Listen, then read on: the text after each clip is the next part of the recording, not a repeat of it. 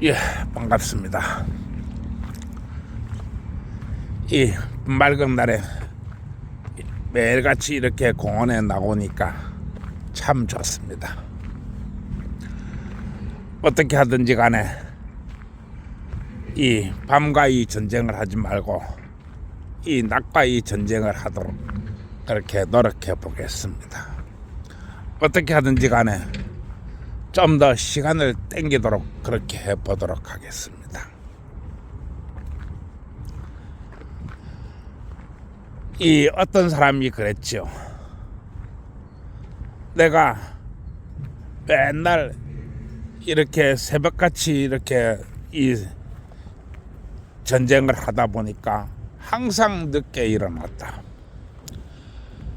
그런데 내가 정년퇴직을 하고 다시 이렇게 세상을 살아가려고 하니까 아침 일찍 일어나는 게 너무나 힘이 들었다. 그리고 그 고통이 거의 3년이 소요되었다. 이렇게 이야기했습니다. 즉, 이 밤에 올빼미형 인간에서 다시 새벽형 인간으로 이렇게 변화하는데 3년이 걸렸다는 것입니다. 요즘 제가 그 말을 아주 실감을 하고 있습니다. 정말 너무 어렵습니다. 그래도 어떻게 하든지 이제는 나도 바뀌지 않으면 안 된다. 어떻게 하든지 바뀌어야 한다. 이런 생각을 가지고 현실에 임하고 있습니다. 바뀌어야 합니다. 오늘 이야기할 것은 나는 여성 여러분들에게 황금 만능주의를 심고자 하는데 이 황금 만능주의를 심어야 되는 이유가 무엇인가? 그것은 여성 여러분들이 독립심 때문입니다. 그리고 도전 정신 때문입니다. 또 인생을 관리하는 능력 때문입니다. 또 사물을 인지하는 능력 때문에 여성들이 황금 만능주의를 가져야 된다고 이야기하는 것입니다. 여성들이 대단히 수동적입니다. 정말 너무나 수동적입니다. 그리고 책임의식도 없습니다. 무엇을 어떻게 해야 될 것인가 하는 이런 돌파력도 없습니다. 그리고 이러한 것들을 이용을 해가지고 어떤 카르텔들이 돈벌이를 합니다. 돈벌이 말입니다. 그런데 이와 같은 이 돈벌이 방식이 이 우리나라의 여성들을 더욱더 힘들게 한다는 것입니다. 그러면은 어떻게 해야 여성들이 적극적으로 임할 수 있을까? 어떻게 해야 여성들이 이 수동적이 되지 않고 이 적극성을 띠고 살아가게 할 수 있을까?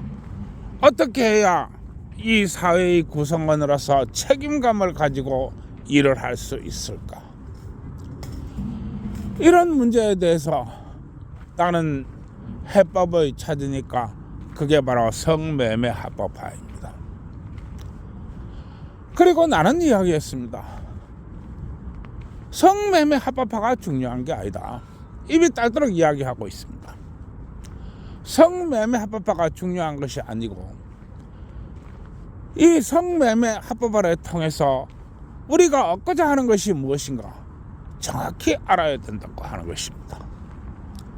그것은 시간적 자유, 공간적 자유, 인지적 자유입니다. 이것을 얻고자 하는 것입니다. 그런데 이것을 하려고 하니까 답은 하나로 귀결됩니다. 바로 여성 여러분들의 금융교육입니다. 금융을 다룰 줄 알아야 된다는 것입니다. 그러면 이 성매매 합법화보다도 더욱 중요한 것이 금융교육인데, 이 금융교육이 언제부터 이루어져야 되는 것인가? 그리고 왜 이 금융교육이 필요한 것인가? 이런 이야기를 하겠습니다. 이 여성들이 금융교육은 물론 남성들도 마찬가지입니다. 뭐 여성들만 들으라고 하는 이야기가 아닙니다. 이 금융교육은 초등학교 들어갈 때부터 이루어져야 한다는 것입니다. 초등학교 말입니다. 그리고 이 고등학교를 끝날 때까지 완전히 끝나야 됩니다. 성인이 되기 전에 이 금융교육이 끝나야 한다는 이야기입니다.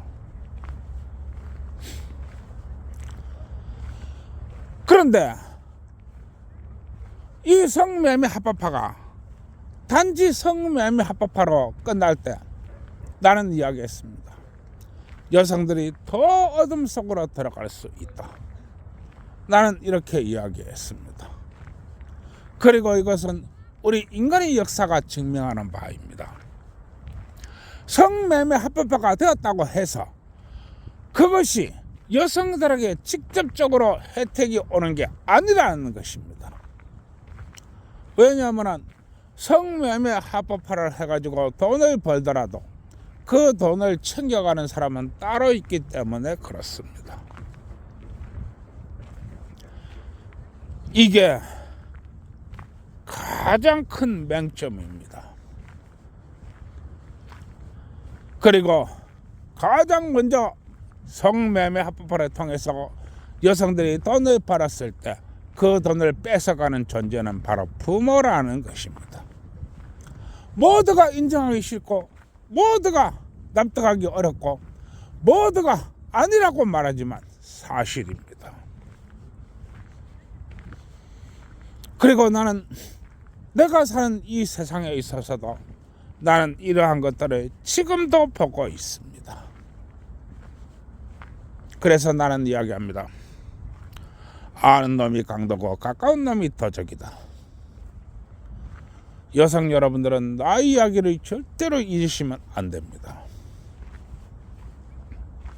그리고 금융교육이 되어 있지 않다 보니까 돈이 뭔지 알지 못하며 어떻게 관리해야 되는지도 알지 못합니다. 성매매 합법화를 통해서 돈을 버는 것하고 돈을 관리하는 것하고는 전혀 다른 일이라는 것입니다. 이 점을 잊지 마시기 바랍니다. 그러면 우리 초등학생들은 학교에서 무엇을 배우느냐? 이렇게 하면은 고발을 하면 돼. 이걸 배웁니다. 무엇을 배우느냐? 왜 나하고 놀아주지 않아? 하고 고발을 합니다. 이게 무슨 얘기냐? 어떤 이 초등학교 학생이 자기 친구의 집으로 놀러 갔습니다. 그런데 그 친구 아빠가 자신은 안아주지 않고 자신은 이뻐해주지 않으면서 자기 딸만 이뻐해줍니다. 기분 나쁘다고 고발해버립니다. 이게 현실입니다. 길거리 가는데 저놈 누구 딸아이가 참 이뻐 이러고 하고 쓰다듬습니다. 그러면 추행으로 고발해버려라 이런 것입니다. 동네에 아는 사람이 저놈 참 누구 딸인데 정말 이뻐 하고 덜렁 안아봅니다. 그러면 또 고발해버려라 이겁니다. 이렇게 끊임없이 고속 고발을 가르칩니다. 이게 우리 초등학생의 교육입니다. 왜냐? 그렇게 해야만이 돈이 되기 때문입니다. 돈 말입니다. 뭐가 되겠습니까? 어른들이 지나가면서 누구누구 애가 반갑습니다 하고 인사합니다. 그러면 먼산 보듯이 지나갑니다. 왜냐? 그 초등학생이 언제 고발해버릴지 모르기 때문에 그렇습니다. 고발을 하면 어떻게 됩니까? 경찰서에서 경사가 납니다. 모두가 좋아서 춤을 춥니다. 아, 이제 떼돈 벌 수 있어. 또 돈 벌 수 있어. 이렇게 됩니다. 아주 막 미쳐서 환장합니다. 내가 없는 얘기를 하느냐. 입국한 지 24시간도 안 된 외국인 신부가 신혼 첫날밤도 지나기 전에 남편한테 강간당했다고 고발합니다. 우리 대한민국 경찰은 아주 좋아서 뒤집니다. 왜 뒤지느냐. 입국한 지 24시간도 안 된 외국인 신부가 신랑한테 강간당했다고 고발하는 나라가 어디 있습니까? 그것은 사기를 치려고 작정을 하고 들어간 것인데 그런 건 중요한 게 아닙니다. 법이 중요한 게 아니고 돈입니다. 돈. 맨발로 입국할 때 맨발로 들어온 이 외국인 신부가 돈이 어디 있습니까? 외국인 신부를 잡아초저분들 돈이 안 됩니다. 돈 말입니다. 돈. 그러면 돈은 누가 가지고 있느냐? 바로 한국인 신랑이 가지고 있습니다. 아무것도 모르는 한국인 신랑은 바로 경찰서에 잡혀갑니다. 네가 왜 강간을 했어? 이렇게 나옵니다. 돈 말입니다. 돈. 이게 대한민국의 현실입니다. 마찬가지로 네 요즘 딸이지? 그래 아주 귀여워 아주 예쁘네 하고 머리를 쓰다듬습니다. 바로 추행당했다고 고발합니다. 이제 초등학교 2학년 3학년짜리가 그렇게 합니다. 경찰은 아주 막 그 순간부터 대박이 터집니다. 좋아 뒤집니다. 그리고 엄청난 인센티브와 고가 점수를 챙깁니다. 왜냐하면 그래야 또 바로 돈이 되기 때문에 그렇습니다.